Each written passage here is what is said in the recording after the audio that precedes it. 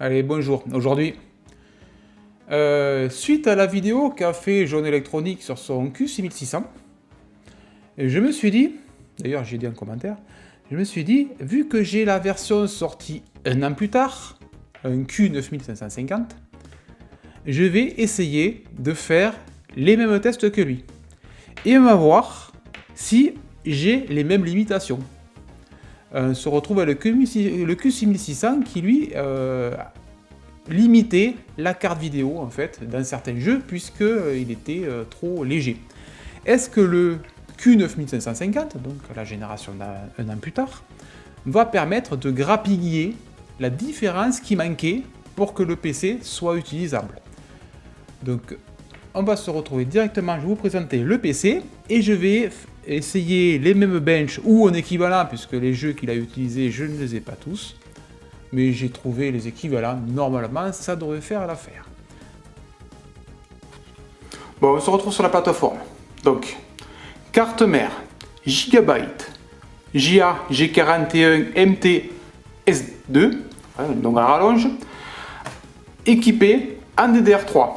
Oui, parce qu'il existe des versions en DDR2. Dans l'occurrence ici, j'ai 2 x 4 Go à 1333 MHz, ce qui est pas mal. Sous le Zalman CNPS 9700, qui est le gros truc qui permet de le refroidir, donc on retrouve le corps de quad Q9550,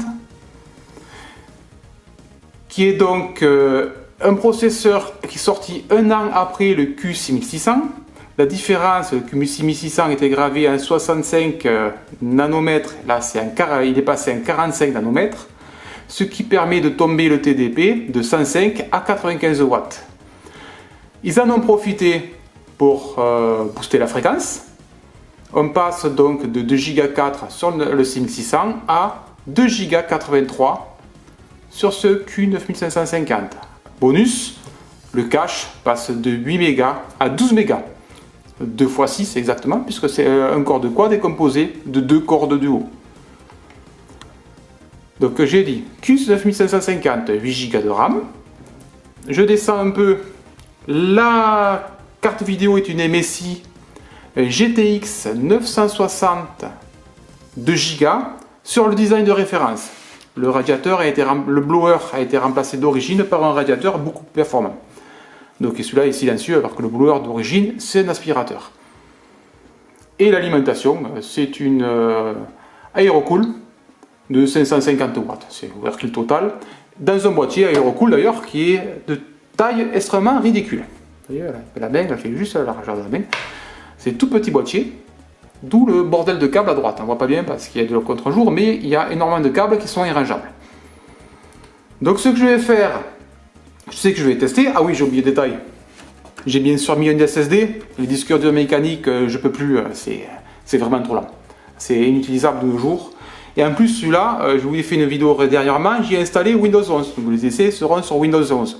Mais il n'y a aucune différence à Windows 10 ou Windows 11, c'est pareil. Sachant que bien sûr, j'ai optimisé Windows 11 pour pas qu'il soit trop lourd. Donc on se retrouve directement sur les benchmarks et on va voir ce qu'il donne.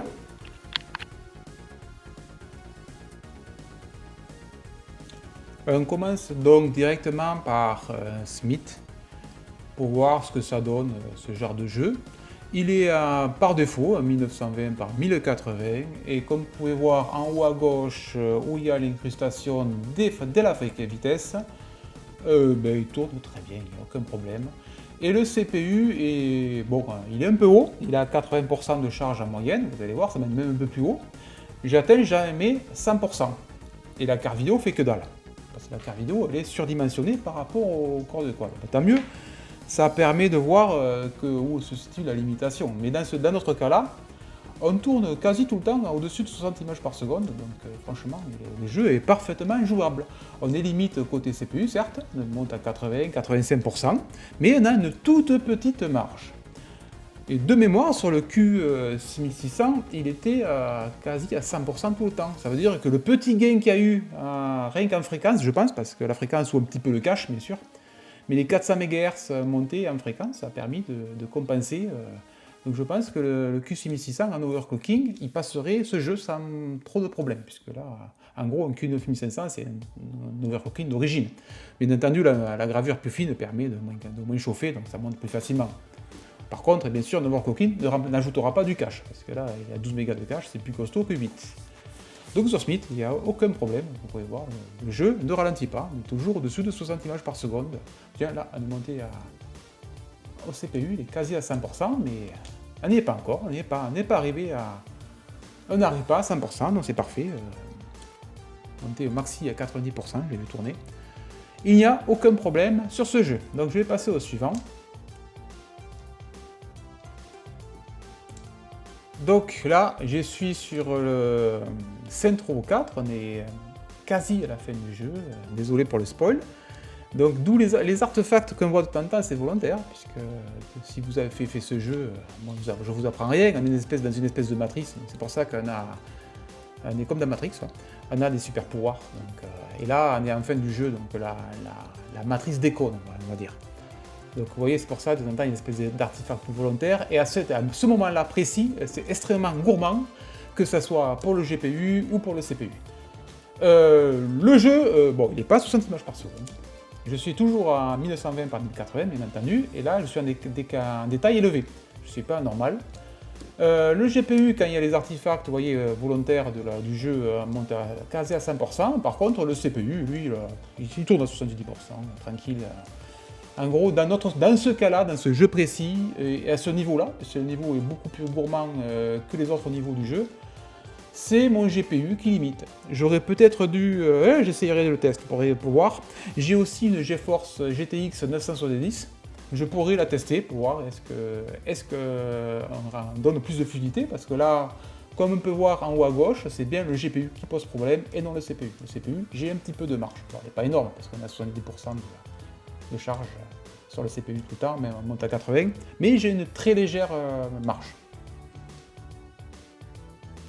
Je n'ai pas Crysis premier du nom, mais j'ai le 2. Ça tombe bien. Bon, est-ce que c'est mieux ou pas? Il doit être légèrement plus lourd, je pense. Donc, j'ai pas fait j'ai sauté le passage en intérieur puisque ça a moins d'intérêt.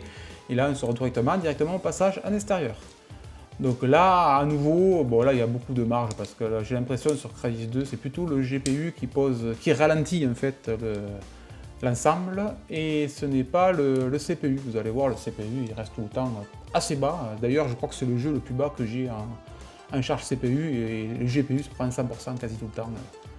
Bon, même s'il tourne à 60 images par seconde, le jeu est condensant jamais vraiment très bas. J'ai jamais vu 30 images, en dessous de 30 images par seconde en tout cas. Donc Crysis 2, il y a Crysis ou Crysis, je sais pas comment on dit. Il n'y a aucun problème sur ce jeu. Donc de nouveau, le CPU encaisse. Là, c'est toujours, je pense que c'est le GPU qui ralentit. Donc à tester ce jeu avec la GTX 970. Je ferai donc une autre vidéo plus tard avec Centro et Crysis 2 pour voir si la GTX 970 permet de compenser le manque de FPS, ce que je pense, parce que la 970 est beaucoup plus puissante. Je n'ai pas Dirt Rally, mais à la place j'ai Dirt 3 qui est plus ancien, donc ça se passe de commentaires, là, où le jeu il survole à 100 images par seconde, vous voyez, le machin il bronche pas. Je vais directement passer sur un jeu plus récent, toujours de voiture, pour essayer de trouver un équivalent à Dirt Rally, et c'est V-Rally 4. Vous allez voir, tout de suite c'est beaucoup plus beau. Et ça rame plus aussi. Donc sur V-Rally 4 de 99, il est sorti, donc il est beaucoup plus récent. Le CPU, donc le CPU il tourne un peu fort par rapport aux autres jeux, parce que le jeu est récent, mais je pense que là aussi c'est le GPU qui limite. Malgré ça, on tourne toujours à des fréquences assez élevées, quasi à 60 images par seconde. Regardez bien pourtant c'est très très joli ce jeu. Mais il descend, bon c'est le GPU tout le temps à 100%, mais la GTX 960 encaisse ce jeu sans problème, elle est toujours à 1920 par 1080 bien entendu. Et vous voyez que ce n'est pas le CPU qui pose problème à ce jeu, c'est le GPU, donc la 960 qui limite le jeu à environ 50 images par seconde, de plus même. Donc à tester aussi avec la GTX 970 pour voir ce qu'aussi c'est bien à mon avis, avec un 970, ce sera le CPU qui va limiter. Parce que là, je vois que de temps en temps, on a des pointes à 90-93% de CPU. Elle est à la limite, mais ça passe. Donc la limite, on est quasi à la limite. En fait, on s'aperçoit que la GTX 960 est franchement en raccord avec ce Q9550. Et les deux ensemble, franchement, ça semble être idéal puisque on est proche des 100% sur tout le temps, sur le GPU et sur le CPU. Le petit 3D Mark 2006 qui va bien, on notera donc le score CPU qui est de 4400 et quelques points, ce qui est honorable pour ce CPU de ce style et de cette année-là. Bon, avec 15 000 points, c'est élevé, donc je pense que j'aurais... Mais là, c'était pour avoir la même vidéo que John, en fait, qui a fait sur le benchmark, mais je pense qu'on peut mettre la version d'après de 3D Mark, parce que là, le score est très élevé, 15 000 points, c'est élevé. C'est surtout, je pense, dû à ma GTX 960. Bon, le score, après, ça... Le score est raccord avec le reste du PC.